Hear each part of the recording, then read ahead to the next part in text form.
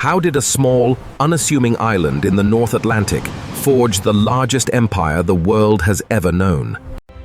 An empire so vast, it governed nearly a quarter of the planet's people and covered a quarter of its land. This is the story of Great Britain, a tale of maritime daring, industrial might, and global ambition. But it is also a story of conflict, subjugation, and a dramatic unraveling that reshaped the modern world. What drove this unprecedented expansion, and what are the enduring echoes of its fall? The British Empire was not born from a master plan. Its origins lie in envy and opportunity. In the 16th century, England watched as Spain and Portugal grew fantastically wealthy from the gold and silver of the New World. Eager for a share, English sea dogs, part pirate, part explorer, began raiding Spanish treasure fleets. This rivalry culminated in 1588 when England's smaller, more agile navy defeated the mighty Spanish Armada, a victory that emboldened its maritime ambitions and signaled a shift in naval power. In the 17th century, England began planting the seeds of a first empire.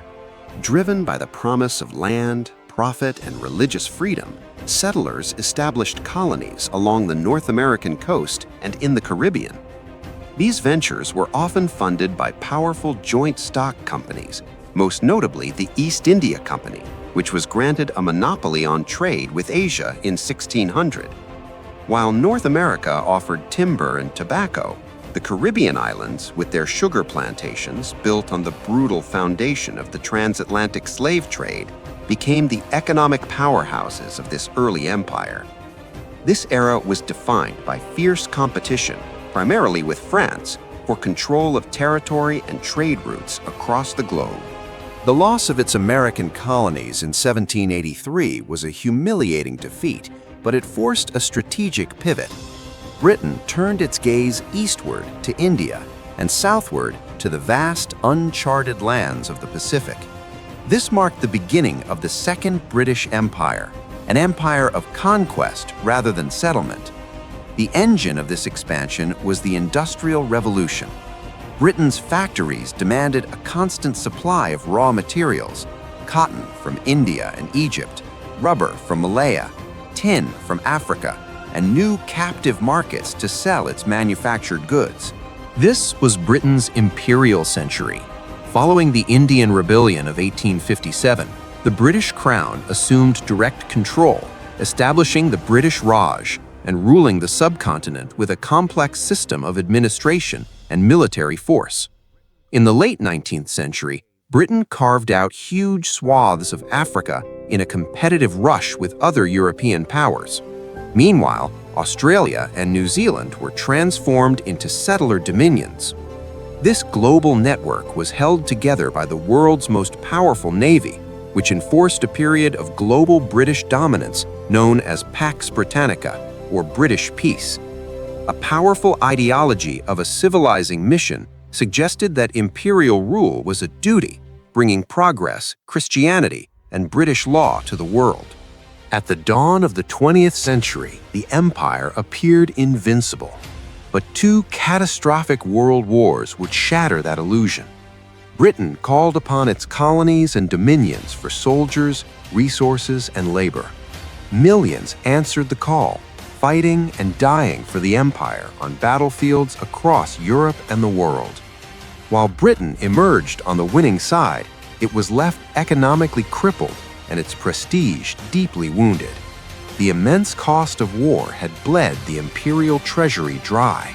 The wars also sowed powerful ideas. The very principles of freedom and self-determination that Britain claimed to be defending were eagerly adopted by a new generation of nationalist leaders in the colonies.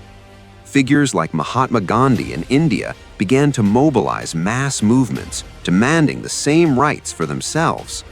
The hypocrisy of fighting for freedom in Europe while denying it in Asia and Africa became impossible to ignore.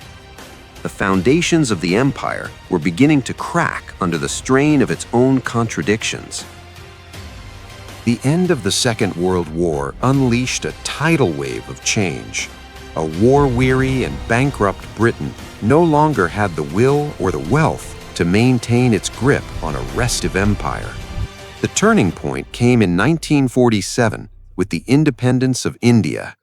The partition of the subcontinent into India and Pakistan was a violent, chaotic process, but it sent an unmistakable message.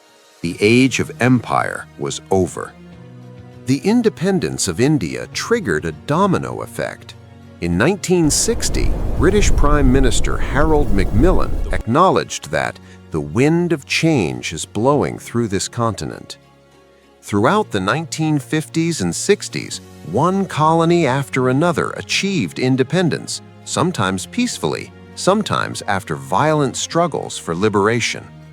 A defining moment of Britain's new, diminished status came in 1956, when it was forced into a humiliating withdrawal from Egypt during the Suez Crisis, proving it could no longer act without the approval of the new superpowers, the United States and the Soviet Union.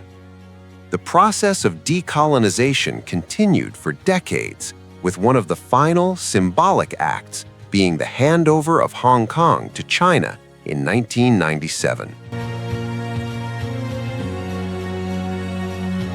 The British Empire no longer exists on a map, but its legacy is inscribed upon the modern world. It drew borders that continue to fuel conflicts today.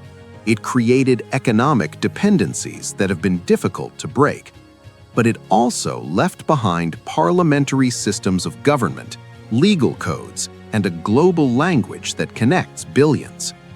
The Commonwealth of Nations, a voluntary association of former British colonies, stands as a testament to this shared and often difficult history. The story of the British Empire is a complex tapestry of achievement and exploitation, of connection and division. It is a long shadow that continues to shape our world, forcing us to confront uncomfortable questions about power, identity, and the price of progress. The empire is gone, but its echoes remain.